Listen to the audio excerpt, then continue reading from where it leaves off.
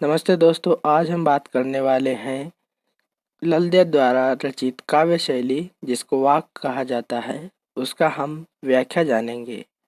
दरअसल ललदेव कश्मीरी भाषा की लोकप्रिय संत कवित्री थी। इनका जन्म 1920 के लगभग कश्मीर स्थित पामपोर के सिमपुरा गांव में हुआ था। उनके जीवन के बारे में प्रामाणिक जानकारी नहीं मिलती। ललदेव को लल्लेश्वरी, लल्ला, लल योगेश्वरी, लला रिफा आदि नामों से भी जाना जाता है। उनका देहांत लगभग 1391 के आसपास माना जाता है।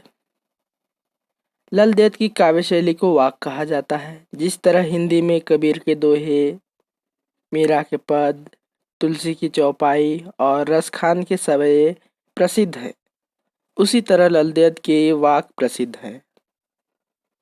अपने वाक के जरिए उन्होंने जाति और धर्म की संकीर्णताओं से ऊपर उठकर भक्ति के ऐसे रास्ते पर चलने पर जोर दिया जिसका जुड़ाव जीवन से हो। उन्होंने धार्मिक आडंबरों का विरोध किया और प्रेम को सबसे बड़ा मूल्य बताया। लोक जीवन के तत्वों से प्रेरित ललदेव की रचनाओं में तत्कालीन पंडिताऊ भाषा, संस्कृत और दरबार के बोझ से दबी फारसी के स्थान पर जनता की सरल भाषा का प्रयोग हुआ है। यही कारण है कि ललदेव की रचनाएं सैकड़ों सालों से कश्मीरी जनता की स्मृति और वाणी में आज भी जीवित हैं। वे आधुनिक कश्मीरी भाषा का प्रमुख स्तंभ मानी जाती हैं। यहाँ प्रस्तुत ललदेव के 4 वाकों का हिंदी अनुवाद प्रस्तुत किया जा रहा है। इन वाकों को कश्मीरी भाषा से हिंदी में अनुवाद मीराकांत ने किया है। पहले वाक में ललदेव ने ईश्वर प्राप्ति के लिए किए जाने वाले अपने प्रयासों की व्यर्थता की चर्चा की है। दूसरे में बाह्य आडंबरों का विरोध करते हुए यह कहा गया है कि अंतःकरण से संभावी होने पर ही मनुष्य की चेतना व्यापक हो सकती है। दूसरे शब्दों में इस मायाजाल में कम से कम लिप्त होना चाहिए। तीसरे वाक में कवित्री की आत्मलोचन की अभिव्यक्ति है। वे अनुभव करती हैं कि भवसागर से पार जाने के लिए सद्कर्म की सहायक होते हैं। भेदभाव की विरोध और ईश्वर की सर्वव्यापकता का बोध चौथे वाक में है। ललदेव ने आत्मज्ञान को ही सच्चा ज्ञान माना है। तो चलिए अब वाक के व्याख्या जानते हैं। सबसे पहले मैं आपको बता दूं कि वाक क्या होता है। वाक यानी होता है वाणी, शब्द या कथन।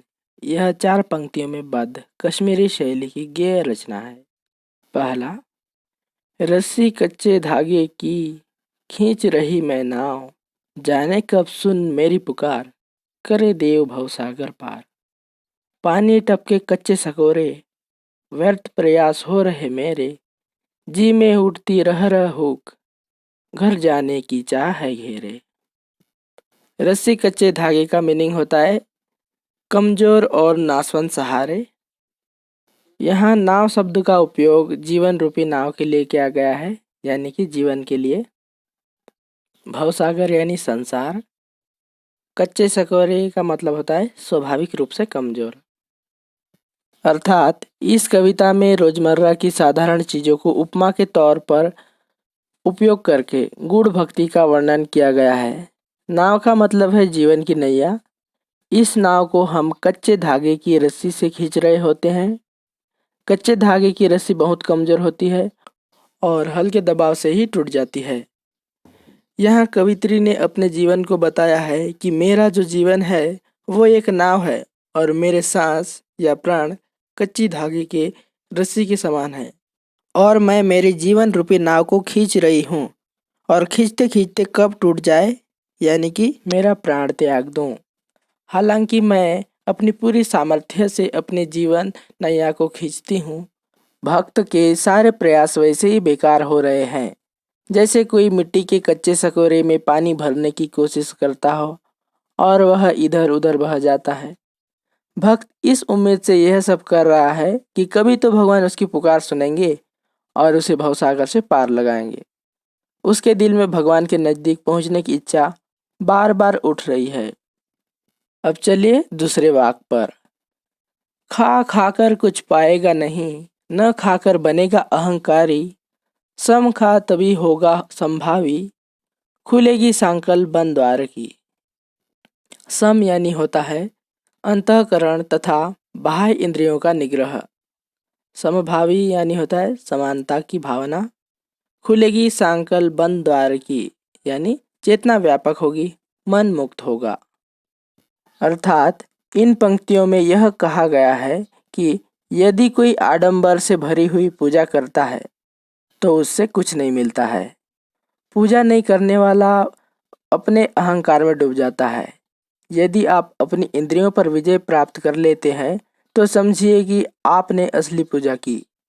इंद्रियों पर विजय प्राप्त करने से ही ज्ञान के बंद दरवाजे आपके लिए खुल जाते हैं। हमारे ज्ञानेंद्रियां हमें हमारे शरीर से बाहर की दुनिया से तालमेल और संपर्क बिठाने में मदद करती हैं। देखना, सुनना, सूंघना, स्पर्श करना और स्वाद लेना, ये सारी क्रियाएं हमारे लिए बहुत ज़रूरी है। लेकिन यदि आपने इन किसी पर से भी अपना नियंत्रण खो दिया तो बड़ी मुश्किल खड़ी हो सकती है। उदाहरण के लिए स्वाद को लीजिए। मिठाई यदि ज़्यादा खाई जाए तो उससे मधुमेह जैसी खतरनाक बीमारी हो जाती है। अब चलते हैं तीसरे वाक्य की ओर। आई सीधी राह से गई न सीधी राह, सुषुम सेतु पर खड़ी थी, बीत गया दिन आह। जेब टटोली कौड़ी न पाई, माझी को दुख क्या उतराई। यहाँ गई न सीधी राह शब्द का उपयोग जीवन में सांसारिक छल छद्मों के रास्ते पर चलती रही। सुषुम सेतु का अर्थ है सुषुम्ना नाड़ी रूपी पुल। हठ योग में शारीरिक की 3 प्रधान नाड़ियों में से एक नाड़ी सुषुम्ना, जो नासिका के मध्य भाग ब्रह्मरंध्र में स्थित है। जेब टटोली का अर्थ है आत्मलोचन किया। कौड़ी न पाई का अर्थ हुआ कुछ प्राप्त न हुआ। माझी का अर्थ है ईश्वर, गुरु, नाविक। उतराई का अर्थ है सदकर्म, मेहनत आना। अर्थात इस वाक्य में यह कहा गया है कि किसी का जब इस संसार में जन्म होता है तो वह एक युग से चल रहे सीधे तरीके से होता है। ऊपर वाला सबको एक ही जैसा बनाकर भेजता है, लेकिन जब हम अपनी जीवन यात्रा तय करते हैं तो बीच में कई बार भटक जाते हैं। योग में सुषुम्ना नाड़ी पर नियंत्रण को बहुत महत्व दिया गया है। कहा गया है कि ईश्वर से इस पर नियंत्रण पाया जा सकता है और उससे शारीरिक और मानसिक फायदे होते हैं। ये भी बताया जाता है कि यह नियंत्रण आपको ईश्वर के करीब पहुंचने में मदद करता है। आखिर में जब भक्त की नाव को भगवान पार कर लेता है तो वह कृतज्ञ होकर उसे कुछ देना चाहता है, लेकिन भक्त की श्रद्धा की पराकाष्ठा ऐसी है कि उसे लगता है कि उसके पास देने के लिए कुछ भी नहीं है। जो कुछ उसने जीवन में पाया वो सब तो भगवान का दिया हुआ है। वह तो खाली हाथ इस संसार में आया था और खाली हाथ ही वापस गया। अब हम जानते हैं चौथे वाक्य की व्याख्या। थल थल में बसता है शिव ही, भेद न कर क्या हिंदू मुसलमान। ज्ञानी है तो स्वयं को जान, वही है साहिब से पहचान। थल थल शब्द का अर्थ है सर्वत्र। शिव का अर्थ है ईश्वर। साहिब का अर्थ है स्वामी या ईश्वर। अर्थात अपनी इन पंक्तियों में कवित्री हमें भेदभाव, हिंदू मुस्लिम इत्यादि समाज में व्याप्त बुराइयों का बहिष्कार करने का संदेश दे रही हैं। उनके अनुसार ईश्वर हर जगह बसा हुआ है, चाहे हो जल हो या आकाश या फिर धरती हो या प्राणी। यहाँ तक कि हमारे अंदर भी ईश्वर बसा हुआ है। वह किसी व्यक्ति को ऊंच नीच भेदभाव की दृष्टि से नहीं देखता, बल्कि वह हिंदू मुसलमान को एक ही नज़र से देखता है। कवित्री ललदेद के अनुसार ईश्वर की प्राप्ति के लिए सबसे पहले हमें आत्मज्ञान प्राप्त करना जरूरी है, क्योंकि इससे ही हम ईश्वर को प्राप्त कर सकते हैं। ईश्वर स्वयं हमारे अंदर आत्मा रूप में बसे हुए हैं। इसलिए कवित्री ज्ञानी पुरुषों से कह रही हैं कि अगर तुम ज्ञानी हो तो स्वयं को पहचानो, क्योंकि आत्मज्ञान से ही एकमात्र उपाय है जिससे हम परमात्मा को समझ सकते हैं और उन्हें पहचान सकते हैं।